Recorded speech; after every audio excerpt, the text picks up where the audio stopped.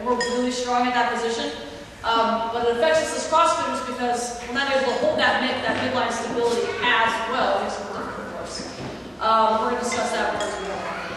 But, so to start things off, like we said, my name is Torie, and I will give you a little bit of background about me and my CrossFit experience. So, growing up, I was a really avid athlete. I played softball, was my #1 sport, took it to college. Then I got done with college, and I decided that partying was a lot more fun instead of working out. And then because of that, my health started to decline a little bit, my attitude declined a little bit, and I needed to get back into an environment that was going to kick my butt, and people would yell at me and get me to work out again. So I started finding my own CrossFit workouts online and doing my own thing, and then moved out to Harvard, and I did CrossFit out there, and everything changed for me. So I became a coach.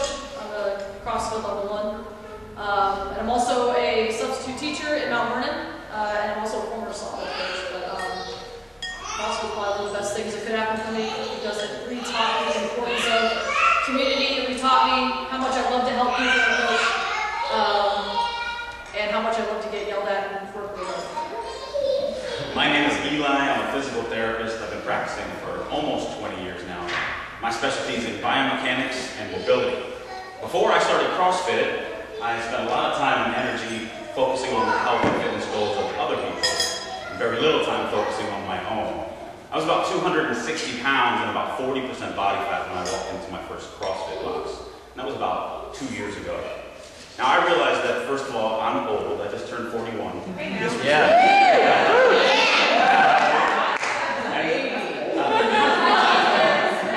I know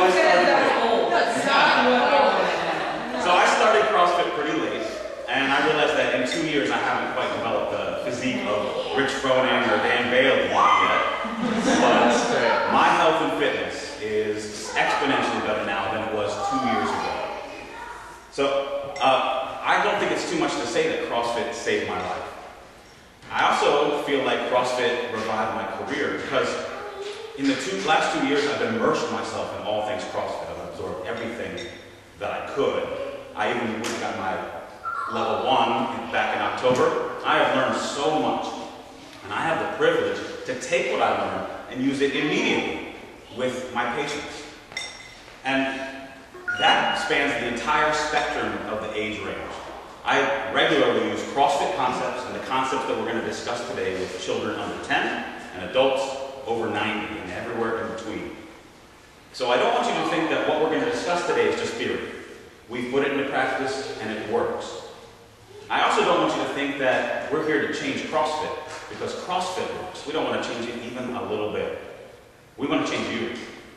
We want to change ourselves. We want to literally change the way our bodies move so that we automatically make the right decisions about position and movement every time to improve CrossFit and to improve our everyday lives.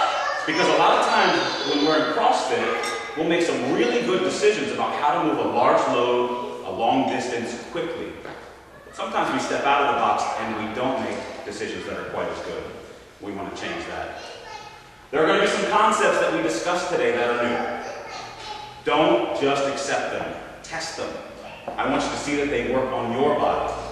There's going to be some things that we talked about today that may be different from the way that you learned them.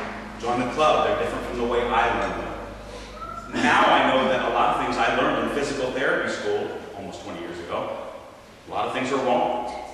There may be some concepts we discussed today that you absolutely disagree with. Good. Discussion and debate is how we grow. It's good to challenge our accepted conventional beliefs every once in a while. It's good to challenge your assumptions, and we hope to challenge some of yours today. Alright, so we're going to talk about midline stability, the importance of our core and our posture, but there's going to be a major emphasis on our shoulder. We're going to go over some fixes and things like that. We don't have time to address every single thing that could possibly happen to your shoulder.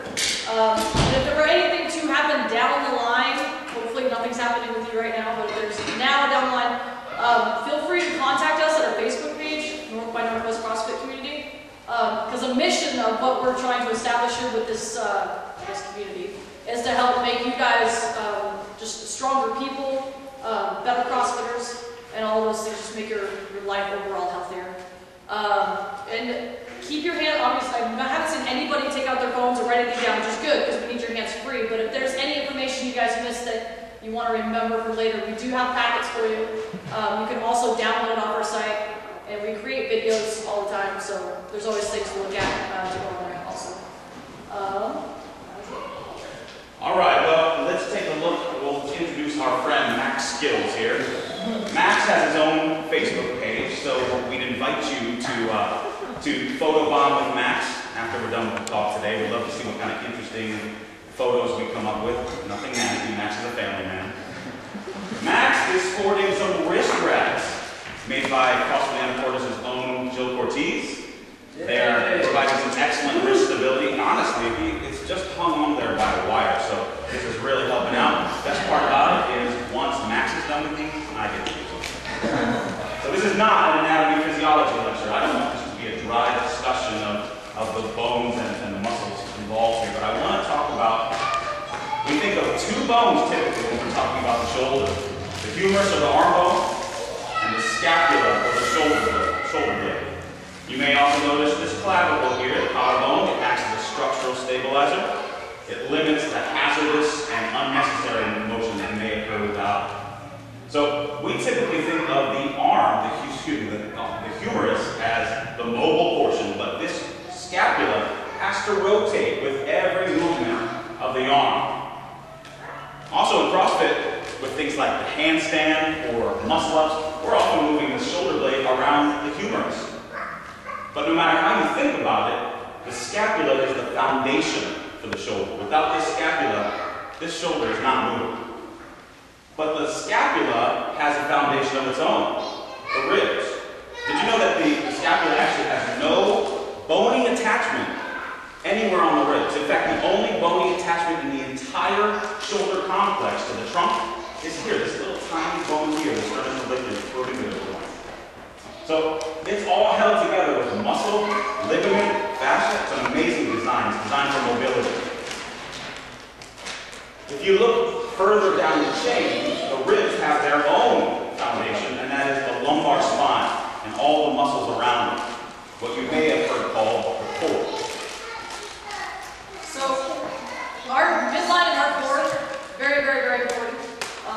Even our shoulders, with our shoulders in place. So if our trunk is in a bad position, also known as a positional fault, that's going to take our ribs and our humerus and our scapula out of place. And it's going to make us inefficient. It's going to be very expensive to our bodies. It's going to be expensive in terms of energy being exerted, and it's expensive in terms of injury that you could possibly cause. So over time, if you're always in this inefficient position, your trunk is always broken. Doing this over time is going to cause adaptations in the body that's going to affect other areas that seem like they might not be related. A funny example to illustrate this point is the man who loved cheeseburgers. This man who loved cheeseburgers developed an elbow injury, and it didn't allow him to bend his elbow all the way. So in order to eat his beloved cheeseburgers, he craned his neck, and man, my neck is killing me. But is the problem in the neck? It is now. This is an example of a positional fault causing a movement fault elsewhere in the system, causing a manifestation of pain in an area other than the source. This happens all the time. Pain is a symptom, it's a manifestation. Don't assume that where you're hurting is where the problem is. It could be somewhere else along the chain. And the most common positional fault is midline stability, or in a standing position, it's called posture. Good midline stability will create a solid base from which you get good leverage to perform good upper extremity motion. But it also protects the spine. We have this really cool reflex in our bodies called neurological inhibition. So if Max had a trauma to his shoulder, his body may limit how much the muscles can move so that he doesn't further injure himself. It's a safeguard. Well, this reflex also senses potential injury. So if there's a midline stability positional fault, your body will literally not allow you to contract the muscles beyond just the leverage that you lose. you literally will not be able to contract your muscles to their full potential. At best, it's going to make you work way too hard. At worst, you could cross the line into injury, and then you have to be forced to stop the movement altogether. All right, so how many of you in here have ever been yelled at by a family member to either stand up tall or sit up tall at the dinner table or just wherever? All right, so in order to achieve that position, what we all have done probably is we stuck our head as high as we could and our chest is out, and because we did that, we created an inefficient position with our back. We overextended our back. Okay. So what it does is it overextends our back extenders, and it causes a lot of strain and compression on our back joints there. And doing this all the time and making that pressure all the time is going to cause that chronic back pain, that fatigue.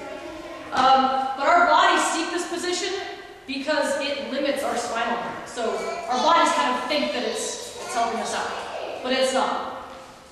So instead of standing tall, we want to hold what some of you know as the hollow body position, or creating that strong midline.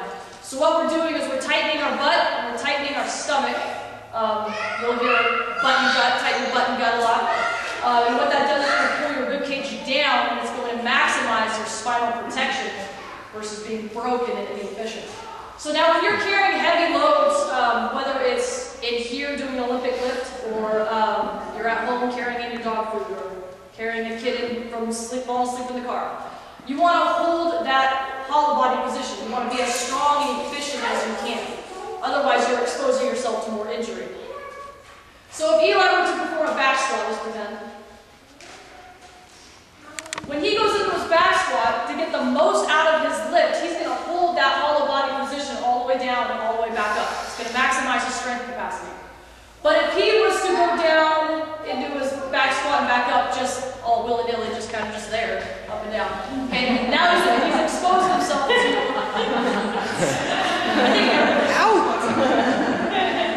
he's exposed himself to more of an injury. So if he's trying to find a new max backwards, or not backwards, squat max, the chances of him getting injured in that position is going to be a lot higher. But if he's got that hollow body position, button gut tight, pulling his ribcage down, he's going to maximize his strength capacity in order to lift that weight and possibly get that. But we're not quite done discussing the hollow position. Because what do you do with your shoulders? You got your button gut on. I hear it all the time, get your shoulders back. But in our typical American position of shoulders elevated, we do this, we're sitting at the desk all day and we're letting our shoulders get tight. Oh man, it just keeps so much stress in my neck. Let your shoulders relax for a minute. And in this typical posture, pulling your shoulder blades back contributes to a broken position. So don't get your shoulder blades back. Get your shoulder blades down. Now, of course, you're getting them down and back, and that's when they get to a secure position close to the spine. See, this scapula will rotate, as I said, with every motion, and back and down is the most optimal place to start from. But let's make sure, can I have everyone stand up for me, please? Let's make sure that we're not going down and forward. I'd like everyone to give me some Jersey Shore shoulders.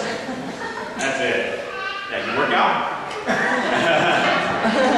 Now I'm going to have you bend the elbow, and I'm keeping these arms in bad position. I want to see how high you can go. And some of you flexible monkeys can get pretty high up there. That's pretty good. But you'll notice that you're not going to get as high as when your shoulders are in a regular position. So go ahead and do that. Go ahead and get your shoulders back and down. Now bring it up. Smooth, right? So let me show you why that happens. Now it's kind of hard to show on Max because he's wired in here. But if you look at this, oh, perfect sun right there. If you look at this bony prominence right here, again, this is not an anatomy lesson, but this is the acromion process, just a Greek word that means the highest part of the shoulder. If he slides that acromion process forward, he's going to essentially lock his humerus in.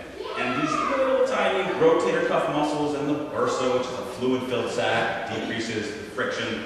They're getting pinched in there. But even when your shoulders are in a good position, your shoulder blades, you can still pinch or impinge if your arm is in an internally rotated position. So I just told you what's getting squished in there. So that means don't go fast or hard, but I'd like you to bring your arms in that position. It's called the scarecrow. Now, again, not fast or hard, but how high can you get? Some of you can get definitely higher than me, but in this position you can rest. And some of you may be feeling some aching or burning already just from the position. But that will never allow full range of motion. So that limited, any limited position that you try and work through is going to increase your chance of getting an injury, okay? Because you're causing that impingement or that pinching of that rotator cuff. And it might be a bold statement to say, but impingement is probably responsible for most shoulder pain. And we can avoid 90% of that pain or avoid pain entirely if we were to change little tiny things in our movements all the time, every day. So we're going to challenge a couple of CrossFit assumptions, and we're not saying that what we're doing is wrong. That's not, like, our movements aren't wrong. But we're going to challenge and the idea of how to perform certain movements so we can become more efficient, stronger, and decrease the likelihood of getting injured and causing that impingement. Let's first tackle the one that's likely to get the biggest response, and that is the Bergener warm-up. Now, there's nothing wrong with Bergener warm-up. It's an awesome tool for warming up and training the snatch. I'm going to have everyone kind of get in a place where you can hold your PVC in a snatch grip, a snatch hook grip. I wasn't planning on giving anyone burpees today, but I might. So, a Bergener warm-up. I'm not going to say anything bad about it at all. Mike Bergener is a legend in the Olympic weightlifting community. But the second movement of the Bergener warm-up is sometimes misunderstood and done wrong can be dangerous. First of all, let me go through the first three movements because they're all built one on another. The first one is a down and up. And before you guys do this, I want to make sure I'm giving you the exact coaching points that Mike Bergener gives. Down and up means literally that. You're going to very quickly, in slow motion here, go down and up, and you're going to allow, not force, the shoulder blades to come up and allow the elbows to bend because your arms are just going to be spaghetti holding onto this bar. So would you try that for me? When I say down and up, you're going to do it down and up. Down and up. Down and up. Down and up. Good. Now, again, my purpose is not to teach this, but typically they're done in triplets, so you're going to get used to this pattern. If you've done the Bergener warm-up, you'll recognize this. Now, the second one is a down and up with the elbows going to a high and outside. The purpose of the first one was to build speed through the middle. The purpose of the second one is to get the bar close to your body. Getting the bar close to your body is more important than the elbows going high and outside. And if you go too high, you're in. Do you recognize the scarecrow position? So, just like the first one, you're to allow your elbows to bend just because of the momentum. I want you, when you get to about 90, to allow your shoulders to start rotating. Because the very next one, the third movement, is the muscle snatch, where the purpose is to develop a strong turnover. Alright, so let's do number 2. You're going to do a down and up and then allow the elbows to come high and outside. At this point, don't crank the elbows up. Allow it to start rotating. Ready? Down and up. Down and up. Down and up. Alright, so since we're building one on another, we're going to do the third one, the muscle snatch. Coaching points are, we keep it close to our body with high and outside, we're developing speed through the middle with the down and up, and we are going up, not back for the turnover. So, when I say down and up, you are going to get it right overhead. Ready? Down and up. Down and up. Keep swinging. Down and up. Keep it close to your body. Good. You guys can rest your arms.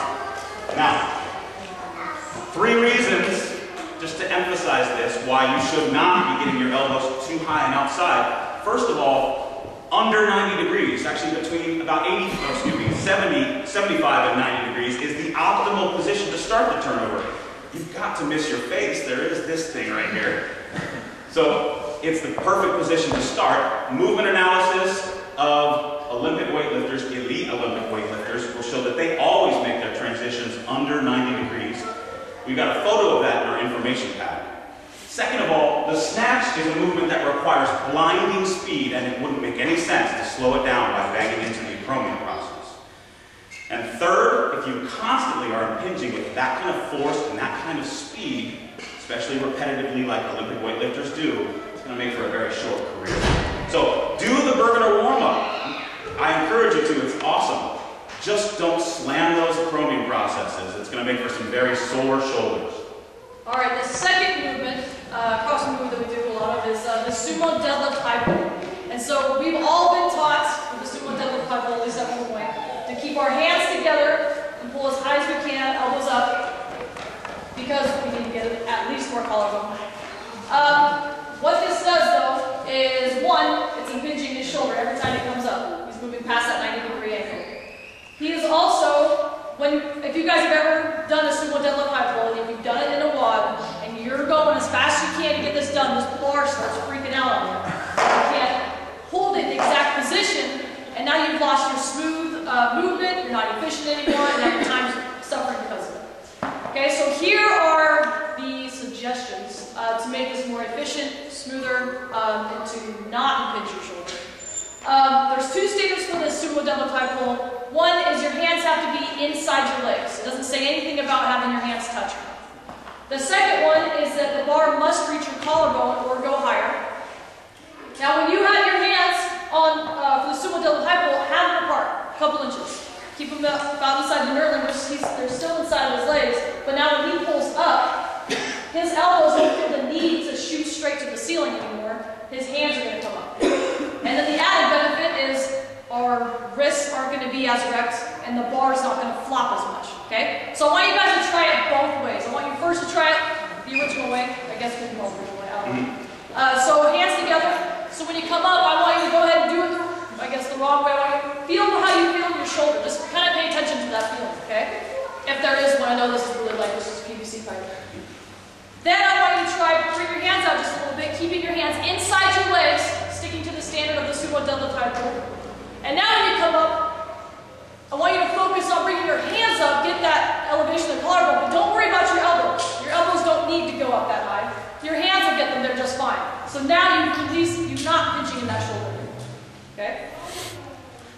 So, and you guys can relax. Oh yeah, sorry. You can stop. Let's not keep going. So now we've addressed posture, and we've talked about positions to avoid the impingement position generally, but forward shoulder position which causes impingement. And it's true that for 90% of my shoulder patients, if I could just get them to stop impinging in all of its forms, they would significantly reduce their shoulder pain, if not resolve it completely. But sometimes it takes a lot of education to stop impinging because it has so many manifestations. If Torie was going to do that scarecrow position here, which you may recognize as when you put your arm over your loved one, or when you rest your arm on a chair, or if you haven't moved into the 21st century, like Torie and myself, if you've got cramped windows still, that can happen. But if she were to put her left arm down and then straighten her right elbow, she hasn't changed anything in the shoulder, still in a impingement position, but you may recognize this movement as what you did just yesterday to reach into your back seat to get something heavy. You wouldn't believe how many shoulder patients I can get from that one. If she takes her arms and brings them in front of her and acts like she has two soda cans that she's pouring out, this is an impingement position. It's called the empty can test, or empty can position, not surprisingly. But it also, if she were to put her right arm down and bend her left elbow, is called a sleeper stretch. This is something you definitely don't want to do. Now, for some reason, we assume that just because we're laying down in bed, that we're not going to get into positions that are going to cause us problems, but a lot of times, that is the worst place because you're in that position for so long. If you're in that sleeper stretch position for an hour or two, you could really irritate the rotator cuff. 6-8 hours, you could have numb fingers, you could get a stretch weakness of the rotator cuff, develop real problems. All right, so don't do that. Get the arm down, externally rotate, or both. But the most frustrating thing when it comes to impingement position as a physical therapist is when I'm working with a shoulder patient and they're just about pain-free. And they walk into the clinic and I say, hey, how's your shoulder doing? Oh, it feels pretty good. Oh, and I'm cringing. I can't even look at it. I'm because she basically was pain-free, avoiding the bad positions. She's doing what she's supposed to do, and right to my witness, to my eyes, she's putting herself in the re-injury position. Don't be that guy. If we avoid bad positions, we can have pain-free shoulders. But is there a way to use mobility to hasten, to speed up the recovery process, or to improve our CrossFit movements? Absolutely. I want to talk about that. All right, so we're going to go over mobility, and we're going to simplify it for the CrossFitter. Well, kind of for everybody. But there's a few rules of mobility. And the first one is you want your mobility to be just as functional as the movement that you're trying to perform. Okay? So that's why CrossFit's so effective, because you do movements that are functional, things you do all the time. And so mobility is to an isolated stretch, as is an isolated exercises in CrossFit. There might be a few that we do, stretching or CrossFit movement-wise.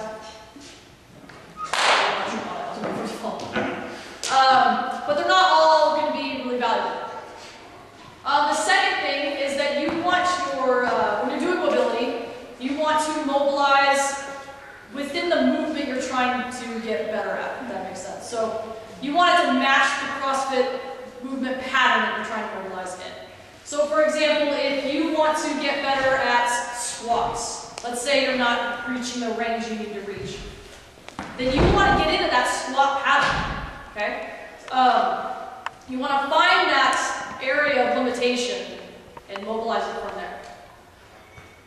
So like, for example, Eli, if he was going to go do a hand to ground hamstring stretch, he might get really good at that stretch, but how's it going to benefit him in other exercises?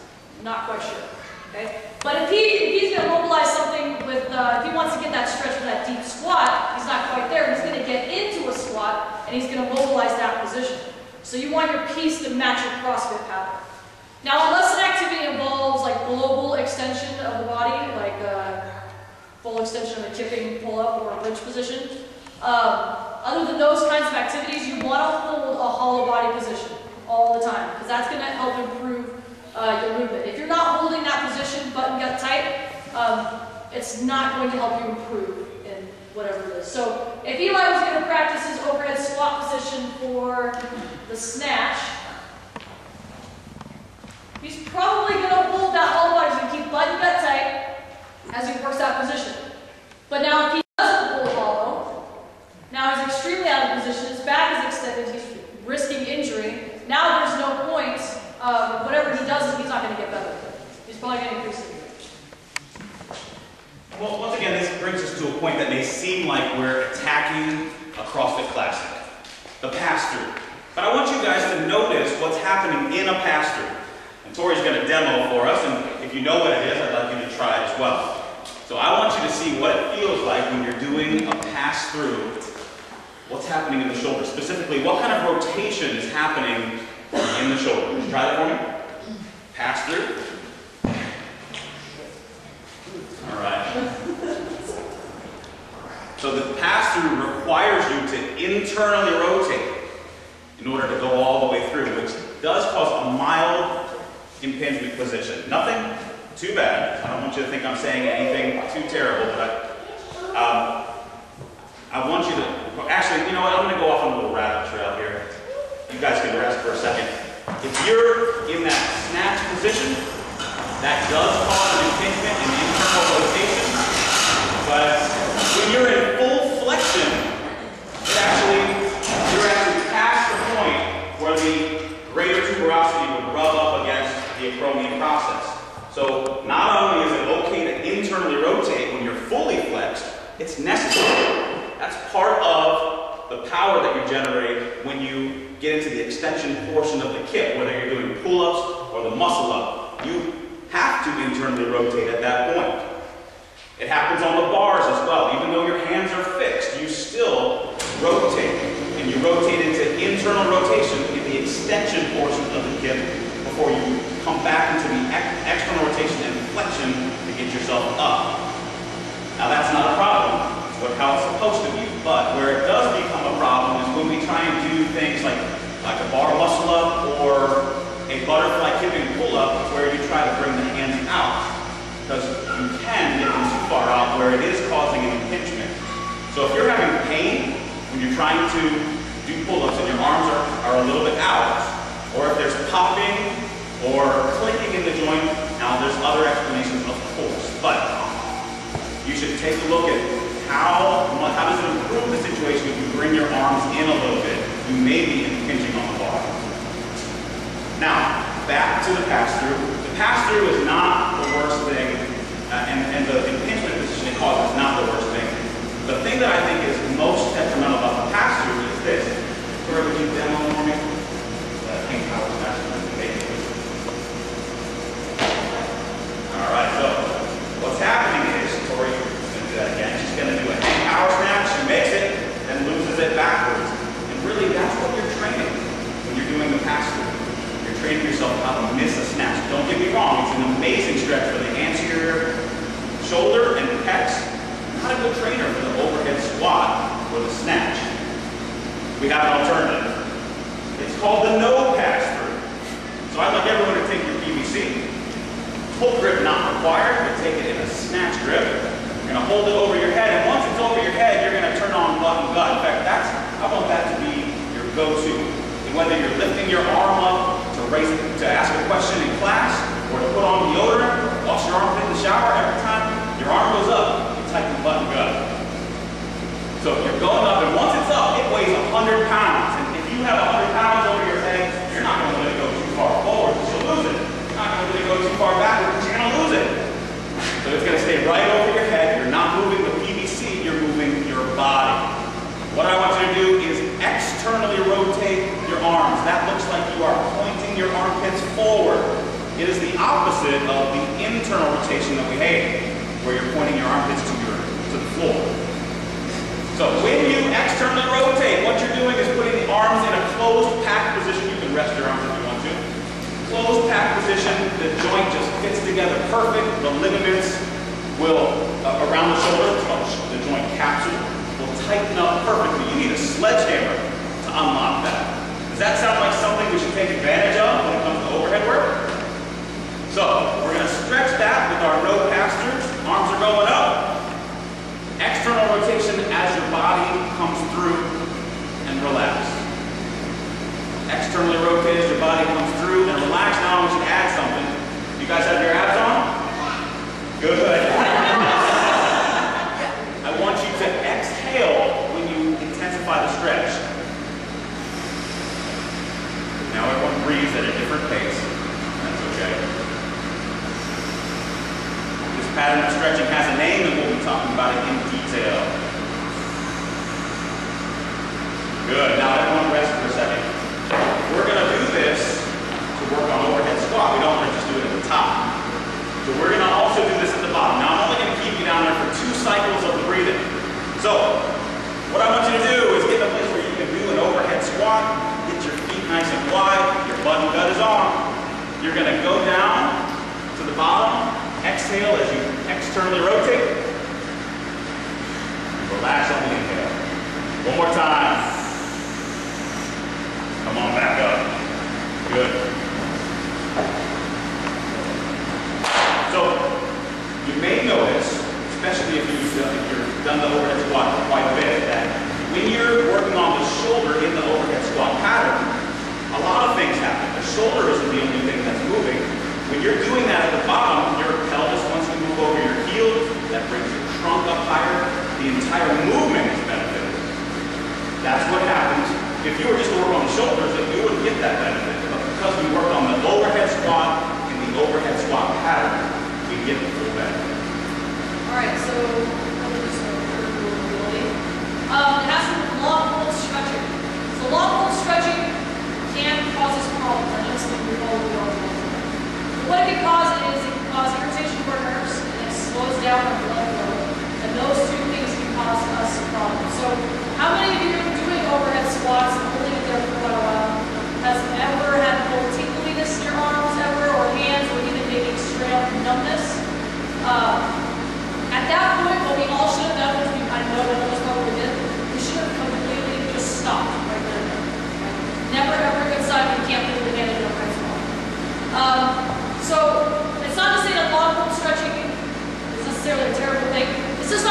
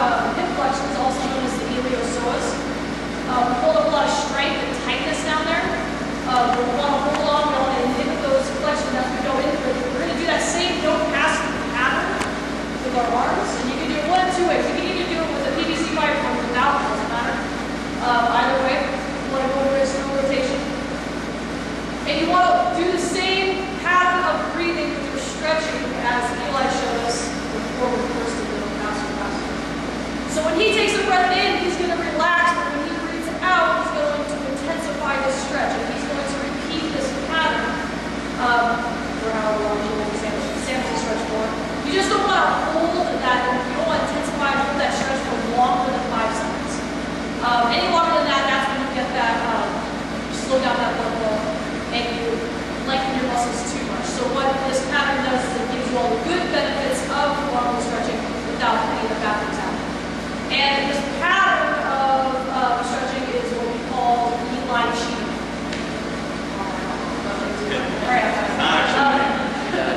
No, what it does, you still accomplish that stretching of the tight muscle, but you don't reap any bad effects from long stretching. If you do any long stretching, like I said before, it's not necessarily a bad thing. You want to hold off from that till after a lot. When everything's done, you don't have anything more to do. All right, that brings us to mobility rule number 5. How can you know what mobility to use until you assess your mobility? So we are all going to do an assessment of our mobility. We're going to use 6 CrossFit movements, or at least CrossFit positions. Now we could use any CrossFit movement. In fact, we could use every single CrossFit movement that's ever been used. We could use non-CrossFit movements. We use this regularly with the ninja kip-up, where you're laying on your back and kick right to your feet. We've done this with karate kicks. My hip is still pretty sore from that, actually. For some reason, we decided to only do the right leg. We also have done this with backflips. There's a video about our doing backflips on the North by Northwest page. But we've chosen these 6 movements because they are the most basic of the CrossFit movements or positions, and they have the most skill transfer to everything else. So I would like you to make sure you've got enough room. You're going to hold your PVC pipe in the palms of your hands. Now this may be surprising to you, but the first one is actually posture, midline stability. You already passed. Good job. So we're going to rest. You're going to rest this down on your thigh. You're going to pull in butt gut, and you're going to push your shoulders down so you can get that PVC pipe down to the middle of your thigh. Now if that feels tight around your neck, or if you're looking at someone, if you're assessing someone and their clavicles can't get to parallel, put it on the list. Next, you're going to pretend that this is no longer PVC, it's now a jump rope. So you're going to hold butt and gut tight in your double under position. That's externally rotated and the elbows in. Now if that feels tight, put it on the list. Now first of all, you may be able to, everyone can get to that position, but if it's close to the limit of your position, your body's going to find path of least resistance. So as you get tired, you're either going to come in more, or you're going to straighten your elbows, and either way it's going to affect the rope. So that's on the list. Next is the squat, but don't move your feet. I want your feet in normal standing position. PVC is not necessary, but we're going to hold it away from us. And I want you to keep your heels on the ground, get your knees out, see how low you can go. That is not easy. The inside of my feet are off the ground right now. Now guys, excellent. Pretty impressed. If it's tight, if it's difficult, it's on the list. Next is the front squat. So I'm going to have you go into a front squat position, and I can tell you right now that if you are like me and you cannot get into a front rack without the weight of a barbell that's loaded, you need to put this on the list. I need to put this on the list. But just to make sure we're thorough, I want you to also separate your feet in the front squat position, drop down. Oh, if you can't keep your elbows up, it's on the list. I'm actually pretty impressed with you guys here right now. Overhead position, we've had a taste of it. We'll have more later. You're going to go up. If that's tight here, it's already on the list. Let's go all the way down. All right, if that's difficult, it's on the list. This last one does not require a PVC pipe. The best way is on the rings. No, not that high. This is a test of your position for the dip. First of all, I want you to put your feet together, because if your feet are together, you're creating tension in the system. It'll make it easier for your arms to act against those rings. Second of all, your butt and gut's on. You're going to flex at the hip. That will also, in the ring position, make you stronger. So since we don't have rings, I want you to bring your arms to your armpits. Now take a look at my shoulders right now. They're sticking out like wings. Shouldn't be that way. This needs to go on my list. Try to bring your elbows together. If you can't, it's on the list. All right, everyone relax. We typically, the fix for this is we usually spend a minute doing the Eli sheet pattern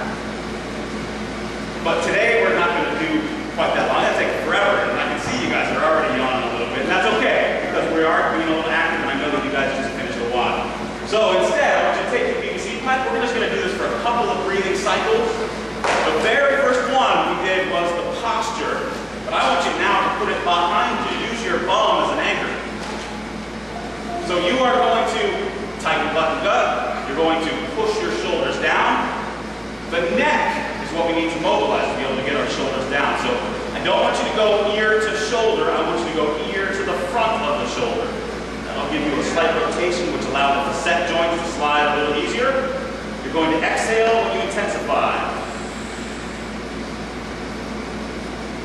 If you're having pain in the direction you're going, we need to change something. Is that anyone having pain? No? Good. All right.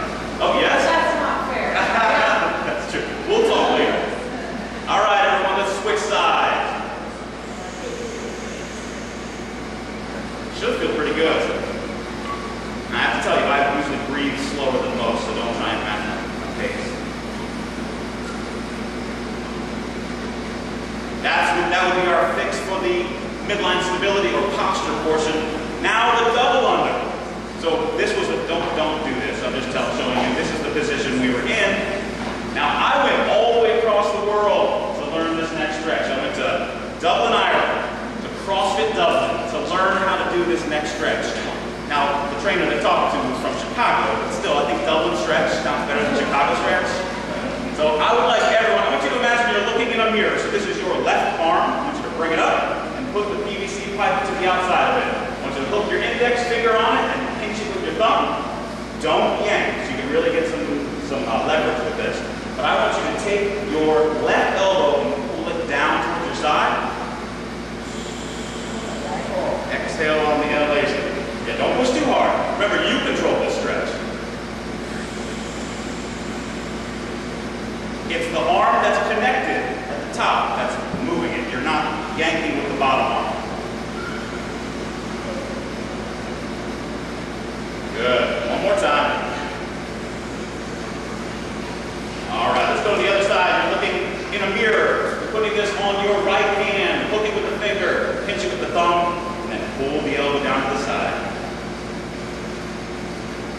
Exhale when you intensify. Relax when you inhale.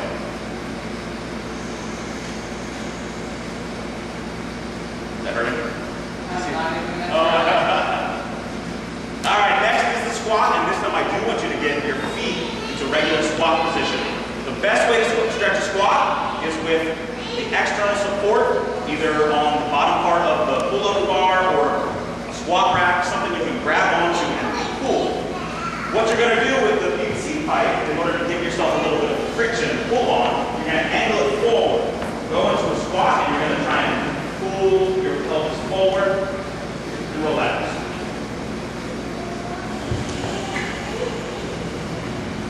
Yes, it may look a little indecent, but it's for you. As you pull your pelvis forward and get your trunk upright, you're trying to push your knees out. Good. I don't make you do that forever. You can relax. We've got a lot more bottom of the squat moves here. All right, front rack position. As much as I've said that you need to keep it, or we've said that you need to keep it functional and specific, I want you to change this first stretch. You're going to go wider than you typically do for a rack position. You have to get it under your chin, that's fine. But now for this first one, button gut on, elbows are coming in and up. So you're stretching the external rotation and the flexion. We're just going to do this for a couple breathing cycles.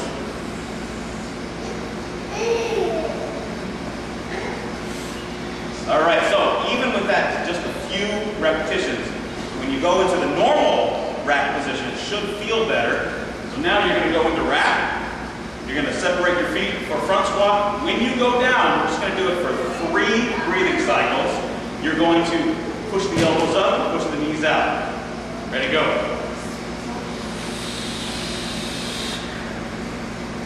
So we're not just working flexibility, we're working balance, we're working core strength. You guys are awesome.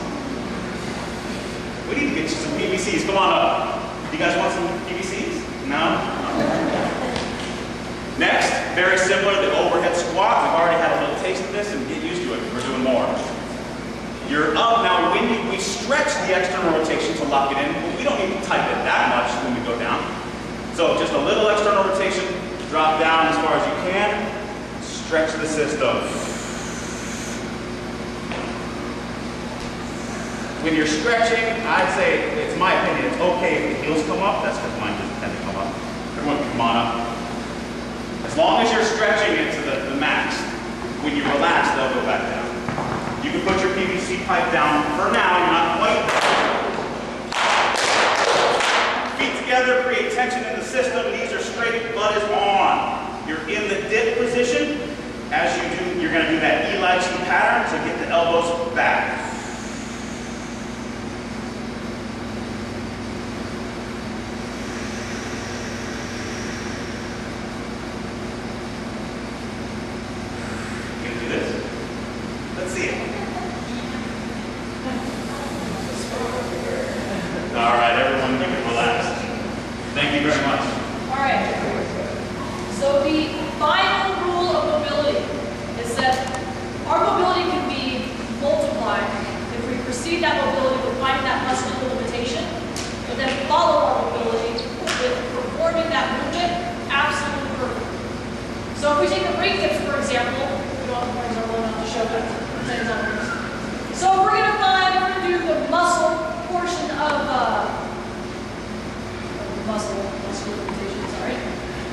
Eli would hold the bottom portion of his dip for about 30 seconds.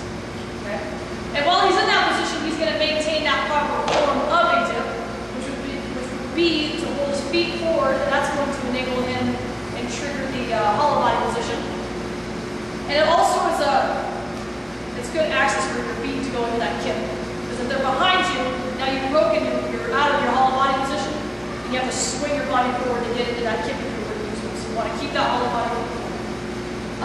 Now to access the mobility side of it, he would take the weight off of his arms, and he would use that Eli shape pattern for mobility for about a minute to help stretch. Now if he were to do the third part, which I haven't mentioned yet, which is called mastery, and that's the perfect movement of your CrossFit move, whatever that is, so in this case, so what he would do now is he would do 5 perfect repetitions of a ring dip. If you needed a band for the ring dip, that's fine, as long as that movement is done absolutely perfectly. And so those 3 things together we call a triple M pattern. So we have muscle, mobility, and mastery. I want everybody to repeat it with me. Muscle, mobility, and mastery.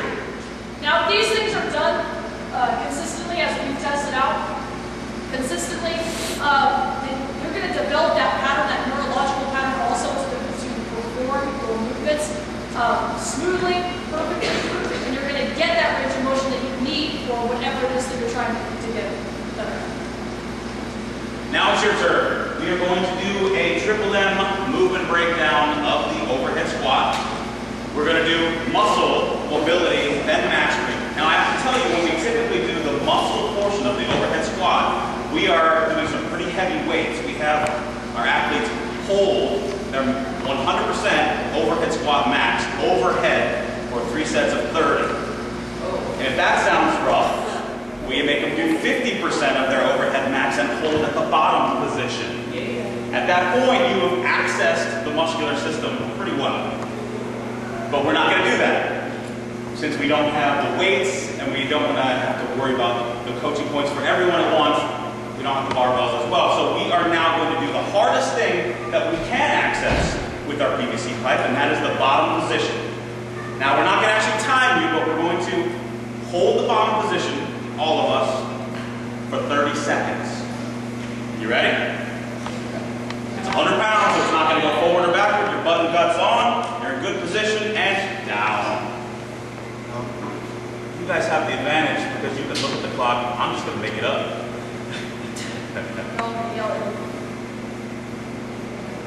Good. How you guys feeling out there? 15. Look, you guys are looking good out there. Good. Say 10 seconds left. 5, 4, 3, 2, 1, and up you go. All right. So it's not 50% of your overhead squat max, but are you feeling that the muscles have been worked? Okay.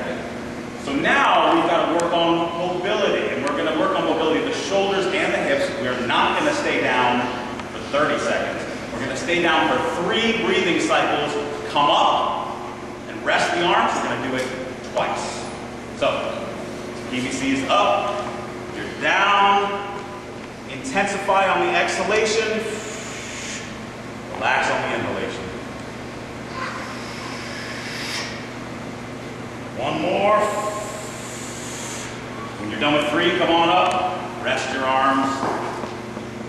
Oh, we're not done. One more time.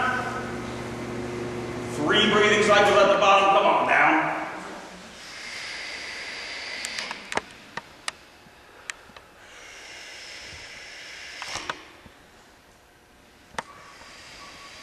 And up. Good. Relax for a minute. We have now done our muscle portion. We've done our mobility portion. Now the mastery portion. Basically what we're doing is we're taking our newfound mobility and we're using it. Which is going to make the body much more likely to keep it. So, 5 perfect overhead squats. At your own pace.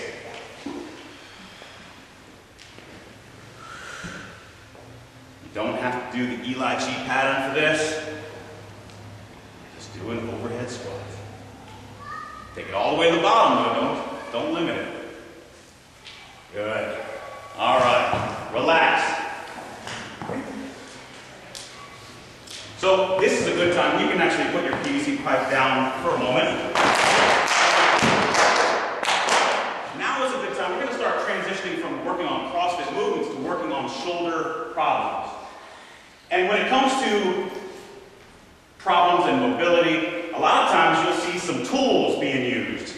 You've got a foam roller, you've got, this is my personal lacrosse ball, Mr. Yuck, and you've got bands that are sometimes used for joint flossing technique. I'll go over that briefly, but I want to say something and I want to make sure that you understand, because I wouldn't say anything bad about any of these things. They have their place. The thing about these tools is that they look really cool. It looks like you really know your business when you're using these things.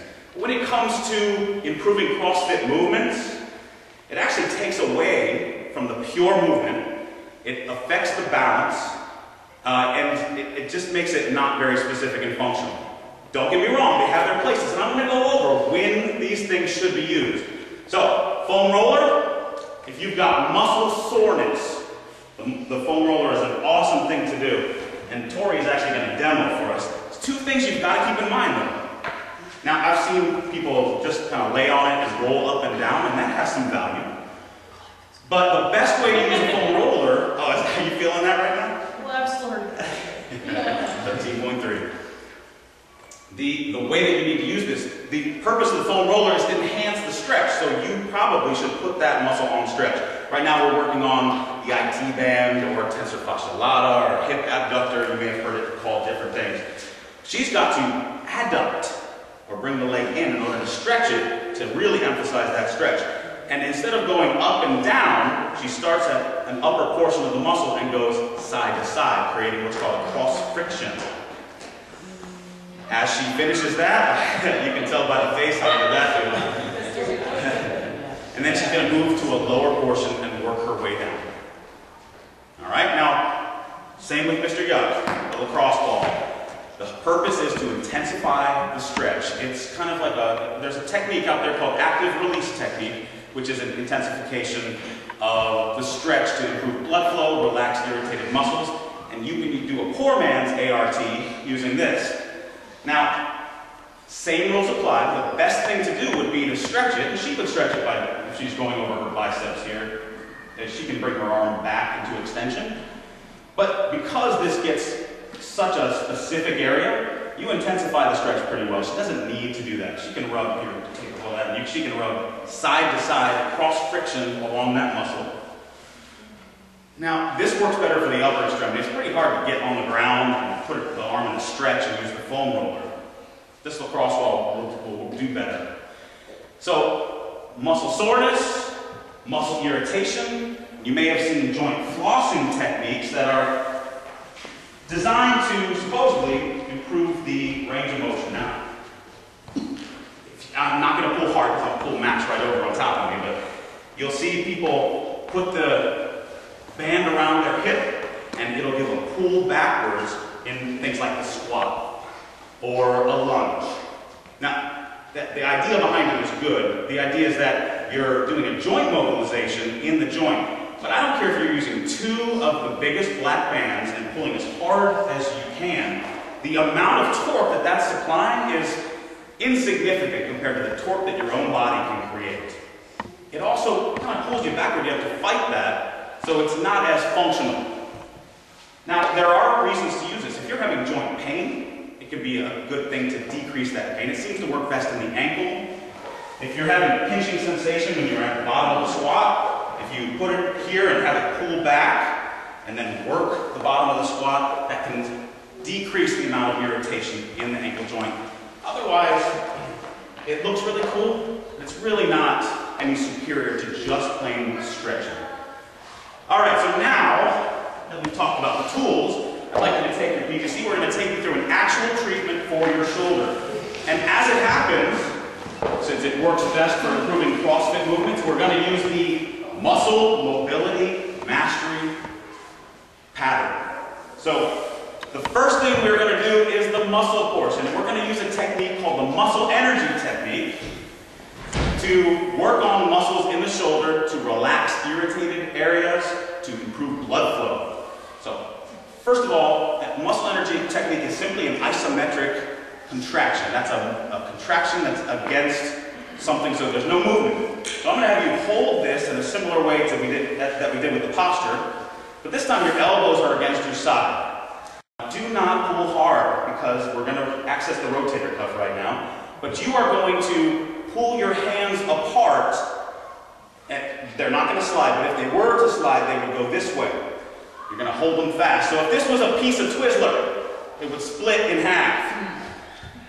So you're going to pull your hands apart and count 1, 2, 3, 4, 5, and relax. Now, typically we do this 5 times for 5 seconds each. Let's do 2.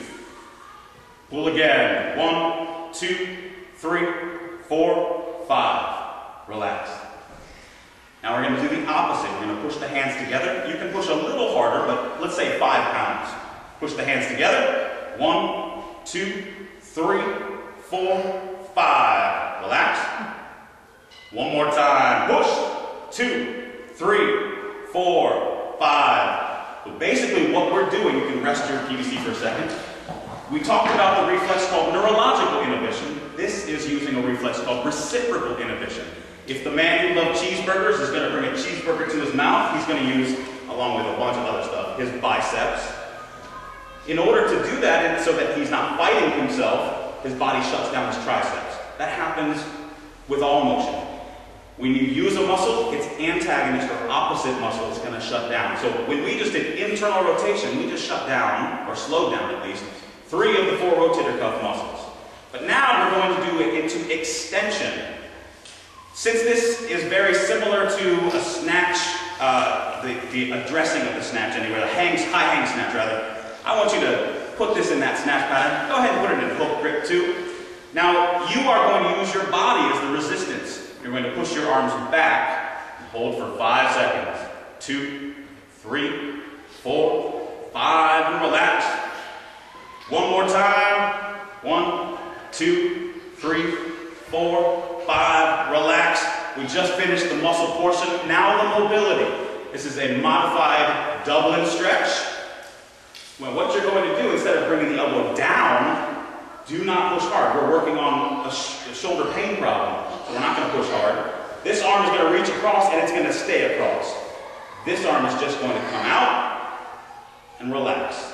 You don't necessarily have to use the Eli G pattern, but that timing does help. Just don't do a long hold stretch. This is just the beginning of the mobility, getting some external rotation. And we'll just stick with your left arm, whatever arm you're using.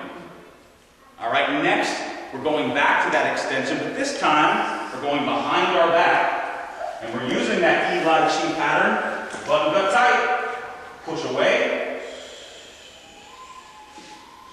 Now I have to tell you that this motion that you're seeing on me represents a huge increase compared to about a month and a half ago as we started developing these concepts.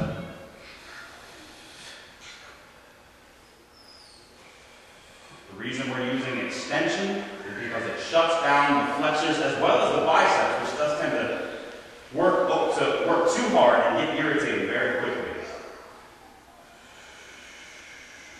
All right, relax. I'd like you to put your PVC pipe down. You have to know that that's the last time you have to touch that devil stick, except for to put it away.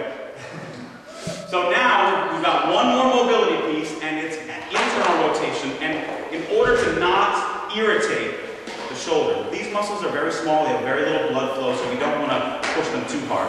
But I'm going to have you take both hands, slide them up your back, and then once they're at the highest point, you're going to pull your shoulder blades down and back. Now I just did that in slow motion. It should be more like push, relax.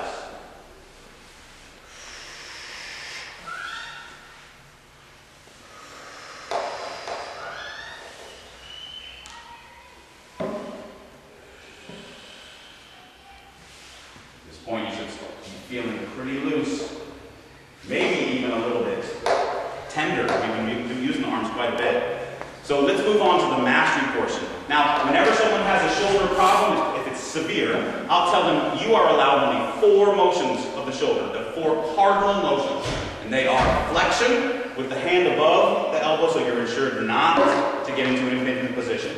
Extension, which the rotation is as important, but typically in an internally rotated position. Internal and external rotation when your arms are in basically a neutral position, maybe slightly in front of you. So these are the 4 positions we're going to use for a mastery portion. Now we could use the PVC pipe in a strict press type movement to do that flexion that we're allowed. But we're just going to take the arms, we're going to bring them up 5 times. Now we're not stretching, we're just moving. It's like repetitions of an exercise done relatively slowly. We are just using the new mobility that we've just gained. All right? Now same deal with the extension. You're going back, but you're not stretching, you're just using the mobility that's there. Once it gets tight, don't push.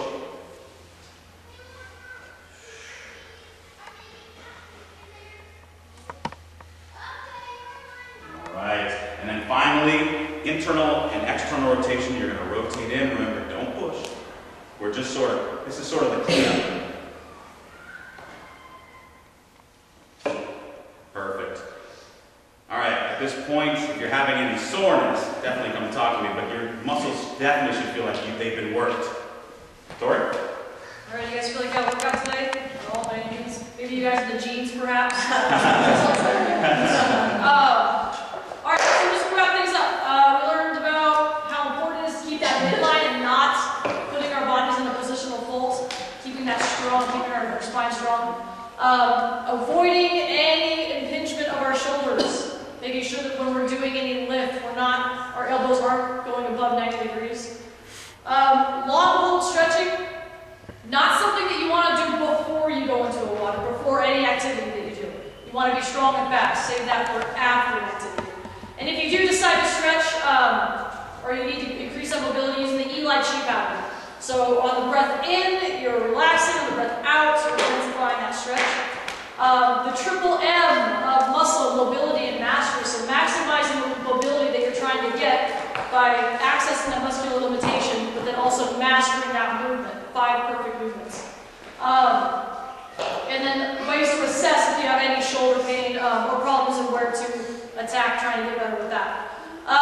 By doing these things, you're going to help either alleviate pain that you might have, as long as it's not too serious of injury, and to also avoid any future injuries. But if there's anything down the line that ever happens, please contact us on our Facebook page, Northwest CrossFit Community, because like I said at the very beginning, that's the whole point of us doing stuff like this. We want to make you as strong as possible, whether you do CrossFit or you don't do CrossFit. We want to make you healthy and strong. Again, we have packets also if you guys want to take any of those, or you can download them offline if you want to. And thank you guys for coming out. It's a good turnout.